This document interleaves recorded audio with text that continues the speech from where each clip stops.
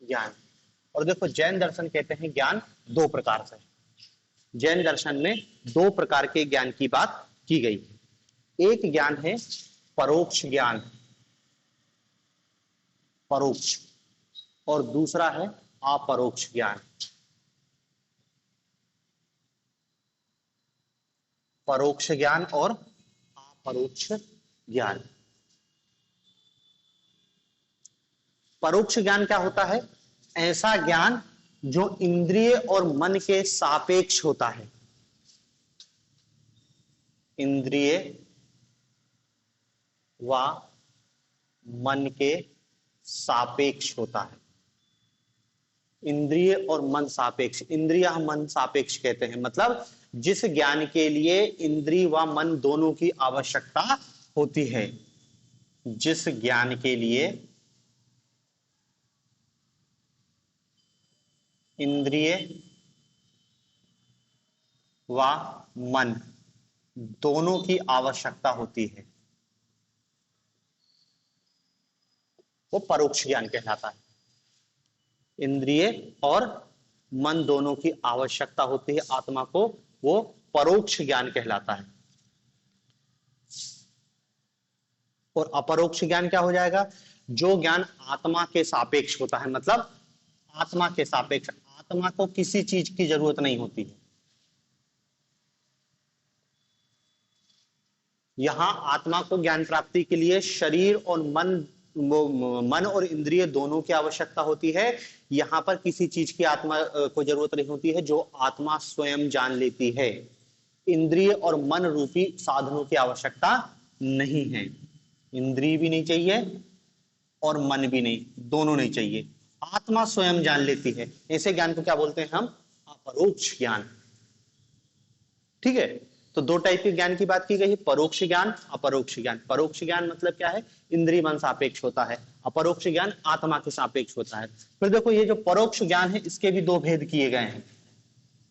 जो परोक्ष ज्ञान है इसके भी दो भेद किए गए हैं। एक को कहते हैं मति ज्ञान। मति ज्ञान, मति ज्ञान क्या है? इसके अंतर्गत बाह्य इंद्रिय जन्य ज्ञान, मानस ज्ञान और अनुमान आते हैं। बाह्य इंद्रिय जन्य ज्ञान, मानस ज्ञान और प्रत्यक्ष आते हैं। मानस ज्ञान का मतलब ही है प्रत्यक्ष ज्ञान, और अनुमान, दोनों चीज आते हैं। अनुमान आते हैं। ठीक है, प्रमाण थे ना प्रत्यक्ष और अनुमान, तो मति ज्ञान क्या है? क्या है? बाह्य प्रत्यक्ष, मतलब प्रत्यक्ष और अनुमान से जो हमको ज्ञान मिलता है वो मति ज्ञान के अंतर्गत आता है। दूसरा होता है श्रुत ज्ञान। श्रुत ज्ञान, श्रुत ज्ञान क्या होता है? इसमें शब्द उल्लेख रहता है। मतलब क्या है? जैन दर्शन द्वारा स्वीकृत प्रत्यक्ष, अनुमान और शब्द, ये तीनों प्रमाण परोक्ष के अंतर्गत आते हैं और इंद्रिय मन सापेक्ष हैं। और बाकी जो बचा है श्रुत ज्ञान, शब्दों के माध्यम से, शब्दों के द्वारा प्रमाण पढ़ते हैं ना, शब्द प्रमाण। तो जो ज्ञान हमको शब्द प्रमाण से हो रहा है उसको जैन क्या कह रहे हैं? श्रुत ज्ञान कह रहे हैं। ठीक है, मतलब देखो जैन दर्शन के अनुसार प्रत्यक्ष, अनुमान, शब्द तीनों परोक्ष ज्ञान के अंतर्गत आते हैं। इस मतलब आपको प्रत्यक्ष, अनुमान और शब्द, इन तीन प्रमाण से ज्ञान की प्राप्ति हो रही है, लेकिन ये ज्ञान क्या है? परोक्ष ज्ञान के अंतर्गत आते हैं। मतलब इन तीनों जो प्रमाण है इनसे जो ज्ञान हो रहा है वो इंद्रिय और मन के माध्यम से हो रहा है। तीन प्रमाण तो हमने स्वीकार कर लिए। ठीक है, अब देखते हैं इनका जो अपरोक्ष ज्ञान क्या है। अपरोक्ष ज्ञान भी ये बताते हैं तीन प्रकार का है। अपरोक्ष ज्ञान, पहला अवधि। अपरोक्ष ज्ञान भी तीन प्रकार का है। पहला है अवधि, इंद्रिय द्वारा अदृष्ट दूरस्थ पदार्थों का ज्ञान। इंद्रिय द्वारा अदृश्य दूरस्थ पदार्थों का ज्ञान, उसको अवधि ज्ञान कहते हैं। इंद्रिय द्वारा अदृश्य दूरस्थ पदार्थों का ज्ञान, यह ज्ञान अतीन्द्रिय होता है। मतलब देखो, अपरोक्ष ज्ञान क्या लिखा है, इंद्रिय की आवश्यकता नहीं है आत्मा के सापेक्ष। और यहाँ पे कहते हैं इंद्रिय द्वारा, मतलब कह रहे हैं कि हमको जैसे देखना है तो आंख से देखते हैं ना, लेकिन यहां पे क्या कह रहे हैं कि आप आंख बंद करके बैठे और कुछ भी देख लिया, अवधि ज्ञान। दिख रहा है, आंख की आवश्यकता नहीं है, अतीन्द्रिय ज्ञान है, आत्मा के माध्यम से देख रहे हो आप। भूत भविष्य वर्तमान देख लिया किसी योगी ने, इंद्रिय की आवश्यकता नहीं है। ऐसे ज्ञान को क्या बोलते हैं, अवधि ज्ञान बोलते हैं। दूसरा ज्ञान होता है मनः पर्याय ज्ञान। दूसरा है मनः पर्याय ज्ञान। मनः पर्याय ज्ञान, मनः पर्याय ज्ञान क्या होता है, अन्य व्यक्ति के मन के भावों और विचारों का ज्ञान। मन पढ़ लेना, अन्य व्यक्ति के मन के भावों व विचारों का ज्ञान, विचारों का ज्ञान मनः पर्याय ज्ञान कहलाता है। ठीक है ना। और इसके लिए देखो, मनहा है, मन की आवश्यकता नहीं है, ये भी आत्मा से ही व्यक्ति प्राप्त कर रहा है। और तीसरा है केवल ज्ञान। तीसरे ज्ञान को क्या नाम दे रहे हैं, केवल ज्ञान। और केवल ज्ञान तो आप जानते ही हो, सर्वोच्च ज्ञान है केवल ज्ञान, सर्वोच्च ज्ञान। मोक्ष का ज्ञान यही है, अनंत चतुष्टय की स्थिति है। ठीक है ना। मतलब आत्मा अपने स्वाभाविक स्वरूप में आ जाती है, आत्मा अपने स्वाभाविक स्वरूप में आ जाती है। ऐसे ज्ञान को हम क्या बोलते हैं, केवल ज्ञान।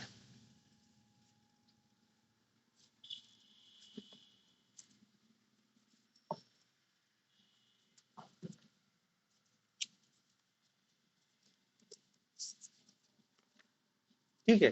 तो ये ज्ञान संबंधी विचार पूछे तो इतनी बात बता देना आप।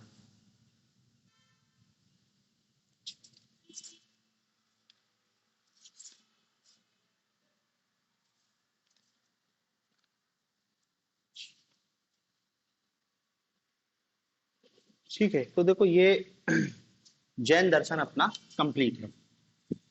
अब इसमें एक दो चीज और मैं बताता हूं, मेन मेन सिद्धांत बस इतने ही। अब क्या है कि 3 नंबर में वो कुछ भी पूछ सकता है। जैसे पूछ लिया कि जैन दर्शन में कितने प्रकार के पदार्थों की सत्ता को स्वीकार किया गया है। पदार्थ, कितने प्रकार के पदार्थ, तो देखो, जीव, अजीव, जीव अजीव, आश्रव बंध, आश्रव बंध, निर्जरा, आश्रव बंध, संबर, निर्जरा, मोक्ष। 1 2 3 4 5 6 7, 7 प्रकार के पदार्थों की सत्ता को स्वीकार किया गया है। और पदार्थ की जगह यदि द्रव्य भी पूछ ले तो भी यही है।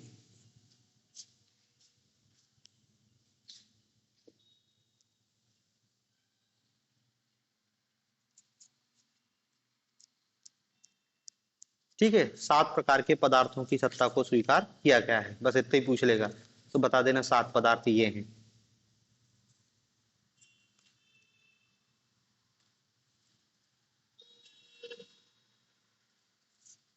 महाव्रत अणुव्रत तो हमने देख ही चुके हैं, सप्तभंगी ने देख ही चुके हैं।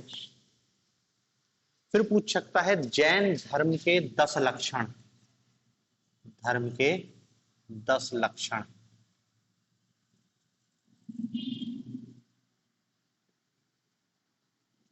जैन धर्म के 10 लक्षण।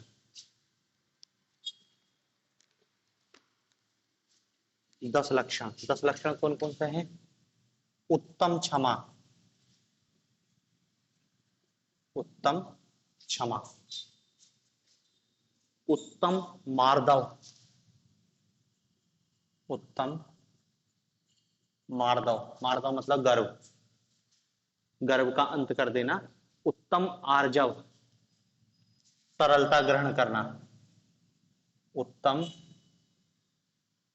आर्जव मतलब सरलता ग्रहण करना, सरलता ग्रहण करना। उत्तम सत्य,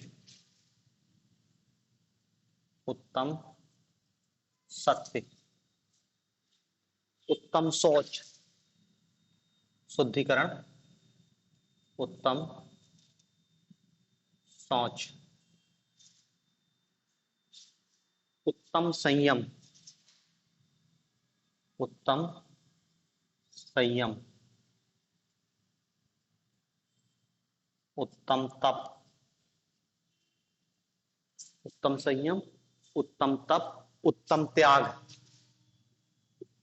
उत्तम त्याग, उत्तम अकिंचन, उत्तम अकिंचन, उत्तम अकिंचन मतलब धन संपत्ति का संग्रह नहीं करना, और उत्तम ब्रह्मचर्य,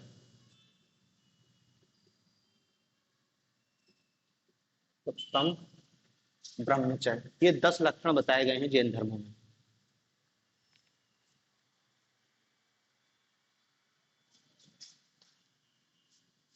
ठीक है, फिर 18 प्रकार के पापों की चर्चा की गई कि व्यक्ति को इन 18 पापों से दूर रहना चाहिए। 18 पाप कौन कौन से हैं? हिंसा,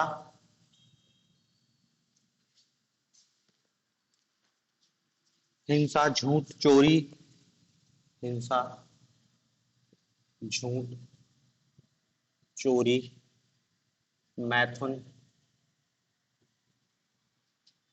परिग्रह, क्रोध, मान, माया,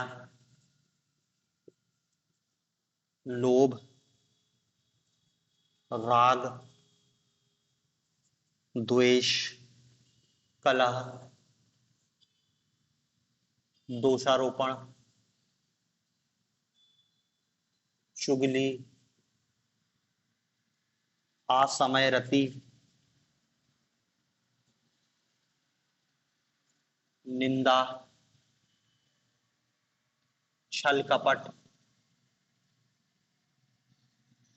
मिथ्या दर्शन, मिथ्या दर्शन। ठीक है ना? मनुष्य को इन 8 पापों से दूर रहना चाहिए, और इन 8 पापों का नाश किए बिना मोक्ष की प्राप्ति संभव नहीं है।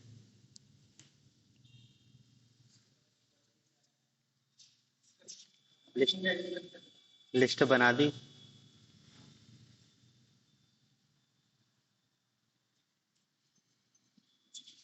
फिर इसमें एक चीज और है,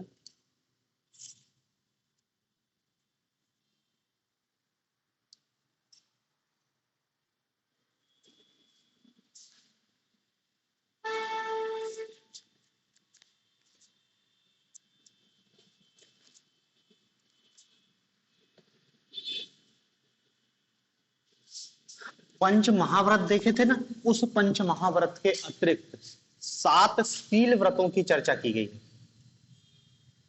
शील व्रत, 7 शील व्रत। पहला है दिग्व्रत, दिग्व्रत। दूसरा है देशव्रत, दिग्व्रत। दिग्व्रत मतलब होता है अपनी क्रियाओं को कुछ विशिष्ट दिशाओं में सीमित रखना। देशव्रत होता है अपना काम कुछ विशिष्ट देशों तक सीमित रखना, मतलब ज्यादा अपन को घूमना भी नहीं है, निश्चित क्षेत्र में, निश्चित दिशा में जाना है और निश्चित क्षेत्र में ही घूमना है। तीसरा है अनर्थ दंड व्रत, तीसरा है अनर्थ दंड व्रत। मतलब बिना कारण अपराध का हिस्सा मत बनो, अपराधी के साथ मत रहो, अपराधी का हिस्सा मत बनो जबरन। चौथा, ये सबसे महत्वपूर्ण है, क्या है? सामिक। अपने ऊपर विचार करने के लिए कुछ समय निकालो, अपने ऊपर विचार करने के लिए दिन का कुछ समय जरूर निकालो, सामयिक। पांचवा है प्रसुद्धोपवास, पांचवा इधर ऊपर लिख दे रहा, प्रसुद्धोपवास।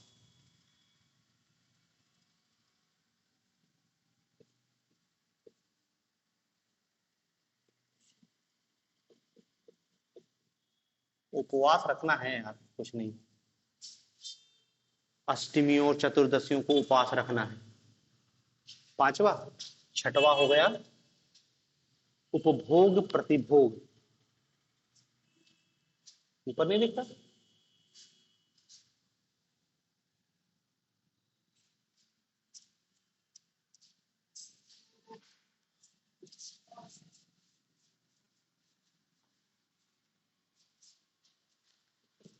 क्या लिखा अपन ने? पांचवा प्रोस धोपवास, उपवास रखना है चतुर्थी और अष्टमी को। छठवा है फिर उपभोग प्रतिभोग, उपभोग प्रतिभोग। और सातवां है अतिथि संविधान, अतिथि संविधान, अतिथि संविधान। मतलब घर आए अतिथि या साधु या उपासक, यदि कोई आया है तो पहले उसको भोजन कराना, फिर स्वयं भोजन करना, ठीक है ना? और उपभोग प्रतिभोग मतलब दैनिक उपभोग की वस्तुओं को सीमित रखना, नियमित रखना।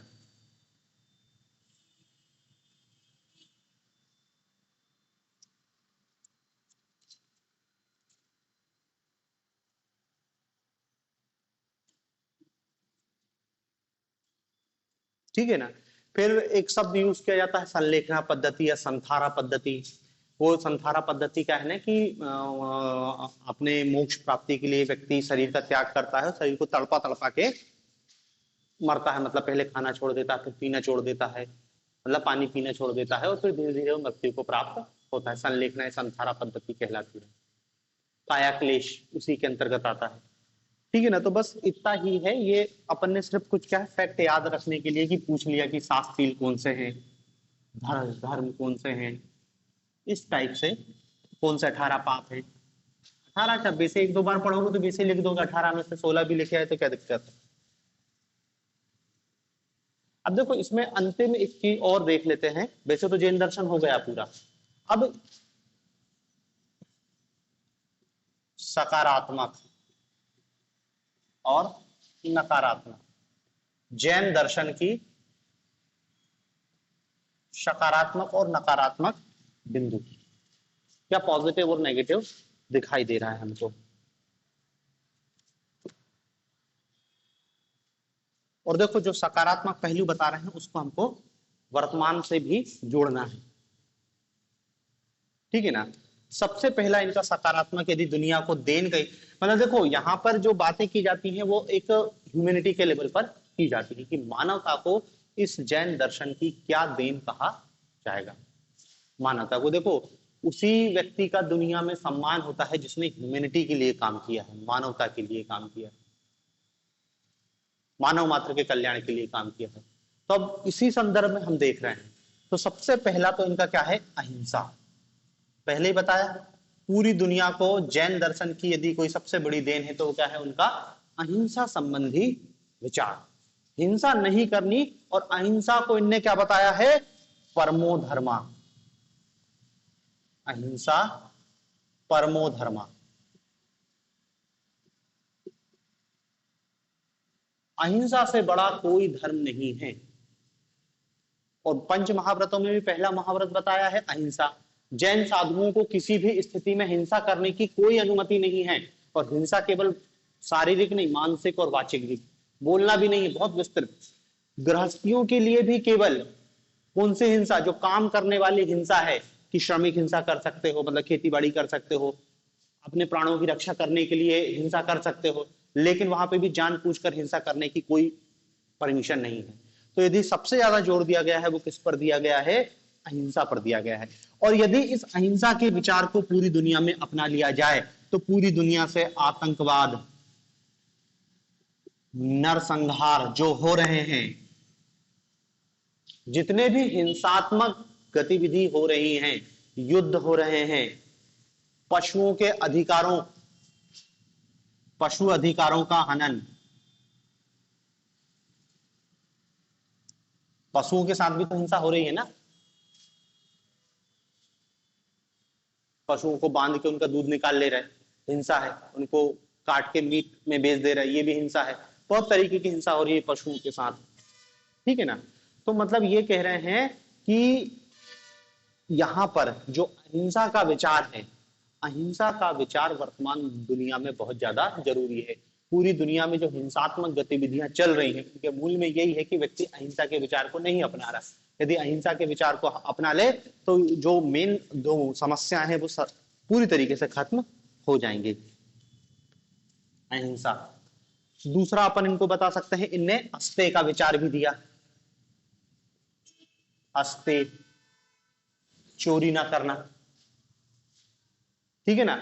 और केवल ये तो शाब्दिक अर्थ है, चोरी ना करना। इसके व्यापक अर्थ में क्या है, दूसरों के अधिकारों का हनन नहीं करना, दूसरों के अधिकारों का हनन नहीं करना। भाई जो चीज हमारी नहीं है उसको हम पर, उसको दावा भी नहीं करना है हमको। ऐसा नहीं कि बाजू वाले की जमीन पे कब्जा कर लिया, संपत्ति को लेके लड़ाई है। दूसरों के अधिकारों को नहीं छीनना चाहिए। और देखो दूसरों से मतलब क्या है, दूसरे मनुष्यों, दूसरे जानवरों, वृक्षों तक के अधिकारों पे हमको हस्तक्षेप नहीं करना। हमको कोई अधिकार नहीं है कि हम उनके कार्य क्षेत्र में जाएं। तो ये भी मतलब देखो वो अहिंसा से कनेक्टेड है कि जो चीज हमारी नहीं है उस पर हमको अधिकार भी नहीं जताना, कब्जा नहीं करना है जबरन, ठीक है। और क्या बता सकते हैं, अपरिग्रह की बात की है इनने। अपरिग्रह, ये भी एक बहुत बड़ी,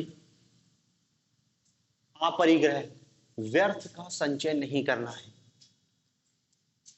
पंच महाव्रत में भी अपरिग्रह है, अणुव्रत में भी अपरिग्रह है। पंच महाव्रत में तो अपरिग्रह में क्या बोला गया है, जितनी आवश्यकता हो उतना संचय करो। साधुओं के लिए तो बहुत कड़ा है, कपड़ा तक छोड़ दिया उनने, तो जरूरत नहीं है, बिना कपड़े के जियो, क्या दिक्कत है। अपरिग्रह, जितनी आवश्यकता हो उतना। तो गृहस्थियों को जरूर थोड़ी बहुत परिग्रह की अनुमति दी गई है, क्योंकि भविष्य में उनको मोड़ा मोड़ी पालना है, उसको स्कूल भेजना है, तो परिग्रह थोड़ा कर सकते हो, लेकिन वहां पे भी उतना ही जितनी आवश्यकता। क्योंकि देखो इनका अपरिग्रह क्या कह रहा है कि यदि तुमने जरूरत से ज्यादा संचय करके रखा है तो तुम ये नहीं कह सकते कि ये मैंने कमाया है। कमाई गई बात अलग है, यदि तुम्हारे पास जरूरत से ज्यादा है, इसका मतलब यह है कि इस संसार में कुछ लोगों को तुमने इस चीज से वंचित कर दिया। यदि तुम कह रहे हो कि मेरे पास 50 एकड़ जमीन है, तो आप मान के चलो कि बहुत सारे लोग ऐसे हैं जिनके पास जमीन नहीं है। आप कह रहे हैं मेरे पास 100 जोड़ी कपड़े हैं, तो दुनिया में बहुत सारे लोग ऐसे होंगे जो कपड़े से विहीन होंगे। महात्मा गांधी ने भी इसी अपरिग्रह पर जोर दिया, सब कुछ छोड़ दिया था ना, केवल एक धोती लेके चलते थे। अपरिग्रह जरूरत नहीं है, जितनी जरूरत हो और अपनी जरूरतों को जितना सीमित करोगे तुम उतने ज्यादा सुखी रहोगे। परिग्रह से व्यक्ति कभी सुख नहीं प्राप्त कर सकता। हमको क्या लग रहा, मुकेश अंबानी क्या वो सुखी है? भारतीय दार्शनिक परंपरा में उसको सुखी कहा गया है, उसको सम्राट घोषित किया गया है, जिसकी किसी भी चीज को पाने की आकांक्षा समाप्त हो गई, उसको कुछ नहीं चाहिए। ऐसे व्यक्ति को सम्राट कहा गया है। सिकंदर सम्राट नहीं, सिकंदर ने पूरी दुनिया जीत ली, उसको एक डायन्यूज नामक भिखारी मिला, उससे हार गया, सरेंडर कर दिया उसके आगे। क्यों? क्योंकि उसको किसी चीज की आकांक्षा नहीं थी।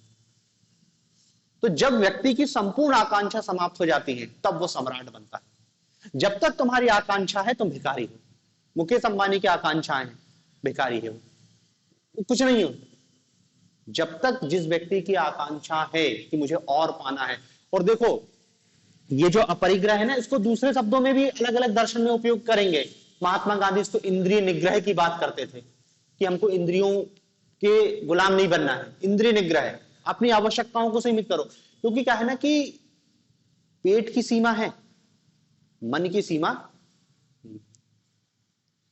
जानवर का भी पेट भर जाता है तो शिकार नहीं करता, लेकिन मनुष्य एक ऐसा जानवर है, पेट तो उससे कोई मतलब नहीं, उसका मन, और मन एक ऐसा ब्लैक होल है जो कभी नहीं भरता। किसका भर गया? आज मुकेश अंबानी को देख लो, तो क्या वो चैन से बैठा है? सब कुछ है, दुनिया, भारत का सबसे रईस है, दुनिया का रईस है, या जो दुनिया का टॉप मोस्ट रईस है, उसका मन भर गया है क्या? तो क्या है, इंद्रियां कभी संतुष्ट नहीं होती। व्यक्ति मरते मरते तक संतुष्टि प्राप्त करना चाहता, नहीं हो सकती संतुष्ट। तो संतोष, अपरिग्रह, व्यर्थ का संचय में पड़ो ही मत, क्योंकि वो एक ऐसी, जिसको कहता है रेट रेस, कि वो ऐसी दौड़ है, अंधी दौड़ है कि कहां पे रुकता है व्यक्ति? सीधे कब्र पर। भागते जाता, संचय करते जाता, संचय करते जाता, करते जाता, करते करते करते उसकी मौत आ गई। और मृत्यु एक दिन जितना संचय किया सब कुछ छीन लेती है। तो जिस दिन छीना जाएगा उस दिन तुमको तकलीफ होगी। तो इससे पहले कि मृत्यु छीने, तुम खुद ही त्याग दो। अब मृत्यु तुमसे क्या छीनेगी? हो गए तुम विजेता। विजेता कहा गया है ना, सिकंदर विजेता नहीं है, सिकंदर भिखारी है, क्योंकि सिकंदर भी भाग रहा है, साम्राज्य बढ़ा रहा है। विजेता तो वो है जिसने अपनी इंद्रियों को जीत लिया है, अब उसकी कोई आकांक्षा नहीं बची, वो है विजेता। अपरिग्रह, यदि इस अपरिग्रह के विचार को अपना लिया जाएगा तो दुनिया से पर्यावरणीय संकट खत्म हो जाएगा, क्योंकि पर्यावरण का संकट तो यही हो रहा है ना, व्यक्ति इकट्ठा करना चाह रहा है। ठीक है, तो ये एक हम बता सकते हैं। चौथी इसकी विचारधारा क्या बता सकते हैं? इनका योगदान स्यादवाद। आप जानते हो स्यादवाद, स्यादवाद अनेकांतवाद दोनों एक साथ लिख देना। क्या लिख देना? कि हमारा जो दृष्टिकोण है वो कैसा होता है? सापेक्षिक होता है। इसलिए विचारधाराओं में जो विवाद है या मनुष्य के बीच जो विवाद है, उसका मूल कारण है हमारा दृष्टिकोण। और यदि हम इस स्यादवाद और अनेकांतवाद को स्वीकार कर लेंगे तो विचारधाराओं की लड़ाई अपने आप समाप्त हो जाएगी।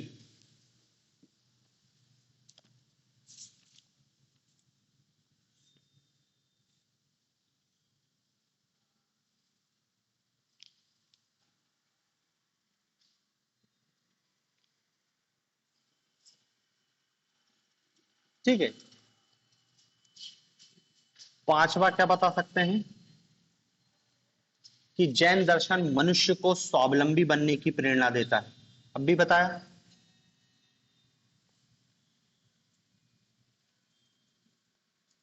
जैन दर्शन मनुष्य को स्वावलंबी बनने की प्रेरणा देता है। कहता है ना, बिना ईश्वर के मोक्ष की प्राप्ति। तो जब तुम मोक्ष खुद पा सकते हो तो जीवन से अपने दुखों को खुद ही समाप्त करना है। कोई ईश्वर नहीं आएगा, कोई अवतार नहीं होगा, कोई नहीं बैठा है तुम्हारे लिए कि तुम्हारे दुखों का अंत करे। जब तक तुम खुद नहीं चाहोगे तुम्हारे दुखों का अंत नहीं हो सकता। खुद करना पड़ेगा प्रयास, आत्मनिर्भर बनो, स्वावलंबी बनो। और बता सकते हैं कर्मवाद। कर्मवाद, कर्म फल से कोई नहीं बच सकता। पाप धुलने वाला कॉन्सेप्ट नहीं है कि यहाँ पे किसी को लूट लिया और वहां जाके मंदिर में दान चढ़ा दिया, यज्ञ करा दिया, फलाना करा दिया, ढिकाना करा दिया, भंडारा करा दिया। किसी से कुछ नहीं होना है। आपने कर्म किए हैं, उन कर्मों का फल भोगना पड़ेगा, उसका प्रायश्चित करना ही पड़ेगा। यदि कर्म फल से बचना चाहते हो तो फिर वो मोक्ष की प्रक्रिया में आपको जाना पड़ेगा, तब जाके आप कर्म फल से बचोगे। नहीं तो जैसे कर्म है वैसा आपका जीवन होगा। ये जीवन भी निर्धारित होगा, अगला जीवन भी निर्धारित होगा। पुनर्जन्म की कॉन्सेप्ट भी उसी कर्मवाद से जुड़ी हुई है। ठीक है ना? तो ये कुछ है, और भी आप बता सकते हो कि प्रकृति प्रेम, पर्यावरण प्रेम, ये सब इनके क्या है? सकारात्मक बिंदु हैं। तो ये जैन धर्म को दुनिया की देन पूछ ले, पॉजिटिव बिंदु पूछ ले, या फिर अब देखो इसी रूप में पूछे, जैसे इस बार बौद्ध का पूछ लिया कि बौद्ध का प्रशासन में क्या उपयोग है, तो आपसे पूछ सकता है कि जैन के दार्शनिक विचारों का प्रशासन में या एक प्रशासनिक अधिकारी के जीवन में क्या उपयोगिता है, या प्रशासन में इन महावीर के सिद्धांतों की क्या उपयोगिता है। तो देखो उपयोगिता में ये बिंदु है, अलग से कुछ नहीं है। भाई स्यादवाद और अनिकांतवाद तो प्रशासन में उपयोगी है, क्योंकि दृष्टिकोण की भिन्नता होती है। हमको लड़ाई नहीं लड़नी, उस सामने वाले के दृष्टिकोण को भी सुनना है, उसको भी स्वीकार करना है, क्योंकि हमारा दृष्टिकोण भी सापेक्ष है, उसका दृष्टिकोण भी सापेक्षिक है। तो विवाद तो खत्म ही हो जाएगा जहां पे अपने स्यादवाद और अनेकांतवाद की भूमिका को स्वीकार कर लिया।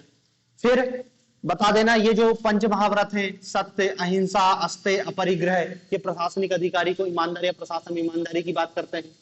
सत्य के आचरण की बात कर रहे हैं, हमको व्यर्थ का संचय नहीं करना है, तो जो मिल रहा है उसमें संतोष करना है। काम चोरी नहीं करना है, बताया था ना, काम चोरी भी एक टाइप की अस्तेय के अंतर्गत आता है। चोरी, संसाधनों का दुरुपयोग, जो हमारा नहीं है, जो हमारा नहीं है उस पर हमको दावा ठोकना, वो भी अस्तेय के अंतर्गत आएगा। तो बहुत सारी चीजें क्या है इन प्रशासन में हम उपयोग कर सकते हैं। कुशल प्रशासक को त्रिरत्नों की भूमिका है कि उसको सम्यक ज्ञान होना चाहिए, उसकी दृष्टि सम्यक होना चाहिए, उसका आचरण सम्यक होना चाहिए, तो प्रशासन जन कल्याण की भावना बनी रहेगी। तो यदि प्रशासन के संदर्भ में पूछ ले तो इन्हीं को आपको हेर फेर करके लिखना है, अलग से ऐसा कुछ नहीं है कि कोई विशेष चीज यही है। पूछ ले जैन के नैतिक विचार क्या है, तो भी यही है। जैन दर्शन का नीति शास्त्र यही है, अहिंसा की बात करती है, अस्तेय की, अपरिग्रह की, स्यादवाद है, कर्मवाद का विचार किया गया है, अनीश्वरवादी दर्शन है,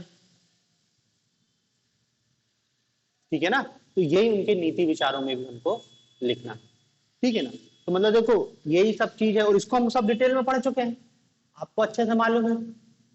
इन्हीं को आपको शब्दों को थोड़ा सा हेर फेर करके लिखना है। तो क्वेश्चन कुछ भी पूछे इसी रूप में हमको आंसर देना है।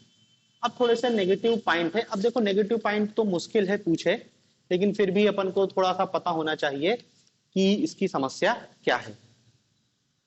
तो पहला इसका सबसे नेगेटिव बिंदु ये है कि ये जो जैन दर्शन है, इसके जो मोक्ष प्राप्ति का साधन है, ये क्या है, अत्यंत कठोर मार्ग प्रदर्शित करता है, अत्यंत कठोर मार्ग प्रशस्त करता है, अत्यंत कठोर मार्ग प्रशस्त करता है, ठीक है ना। और साधुओं के लिए तो यह अत्यंत कठिन कर देता है। साधुओं के लिए तो अहिंसा मतलब यह है कि ना वो खा सकते, ना पी सकते, ना चल सकते, कुछ नहीं कर सकते, इतनी ज्यादा अहिंसा पर उनने जोर दिया है। इसलिए तो महात्मा बुद्ध फिर क्या है, मध्यम मार्ग, दोनों समकालीन थे, इसलिए उन्होंने क्या है मध्यम मार्ग पर जोर दिया, क्योंकि अत्यंत कठिन था। आम आदमी गृहस्थ, हालांकि गृहस्थ के लिए वो अणुव्रत ले आते हैं, नहीं तो धर्म ही खत्म हो जाएगा, लेकिन फिर भी वो अपने आप में बहुत कठिन मार्ग बताता है। इनके महाव्रत की अवधारणा, इनके अणुव्रत की अवधारणा बहुत कठिन।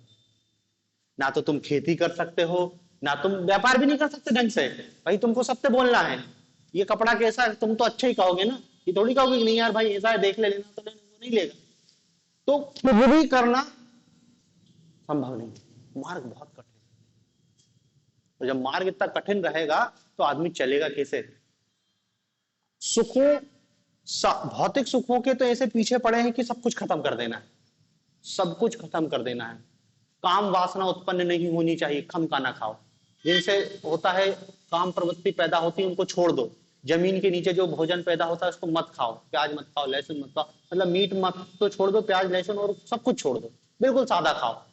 मतलब इतना ज्यादा है कि आदमी कहेगा इससे अच्छा तो मर ही जाओ, जीने का मतलब ही क्या है भाई, इतना कठिन जीवन है, ऐसा लग रहा स्वयं को प्रताड़ित करना है, मर ही जाओ इससे अच्छा। तो एक तो क्या है अत्यंत कठिन है, ठीक है।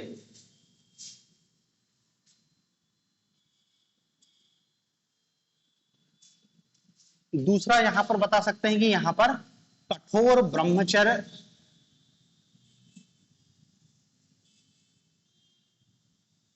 कठोर ब्रह्मचर्य, देखो ब्रह्मचर्य भी हमको बहुत ज्यादातर दर्शनों में स्वीकार किया गया है, लेकिन यहां पर क्या है बहुत कठोर ब्रह्मचर्य को अपनाया गया है। वो पूरा कठोर है तो वो ब्रह्मचर्य भी अत्यधिक कठोर है,